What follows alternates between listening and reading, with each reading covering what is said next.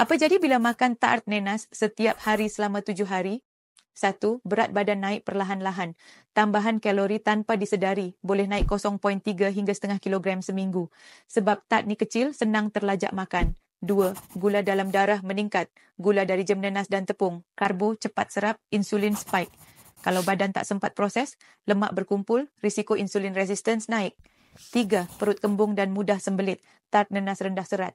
Kalau tak diselangi dengan buah atau sayur, sistem pencernaan boleh mula rasa slow dan tak lawas. 4. Mulut rasa masam atau tekak tak selesa. Jam nenas sebenarnya tinggi gula dan asid.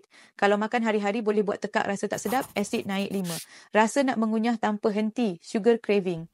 Gula ringkas aktifkan dopamin, hormon keseronokan, menyebabkan badan akan minta lagi. Makan tart hari-hari boleh trigger craving benda manis lain. Lepas tu 6. Kulit mula naik jerawat halus. Gula tinggi boleh ganggu hormon. Buatkan kulit mudah naik jerawat, especially di dagu dan pipi. 7. Rasa lemau atau mood swing, sugar spike, buatkan cepat naik tenaga tapi cepat drop. Jadi mood swing dan rasa lemau sepanjang hari. Cara nikmati tart nenas dengan bijak. Limit 1 hingga 2 biji sehari je. Sebab sebiji tart nenas ada kira-kira 200 kilokalori.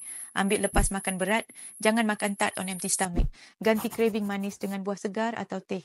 Panas. Lepas tu minum Everty setiap pagi untuk bantu. Stabilkan gula darah, bantu sistem pencernaan lawas, kurangkan sugar craving dan boost mood. Tart nenas memang sedap, tapi jangan jadikan dia snack harian. Komen, saya nak raya simbang kalau nak kekal sihat tanpa tolak tart. Dan share video ni supaya ramai sedar kalori tersembunyi ni.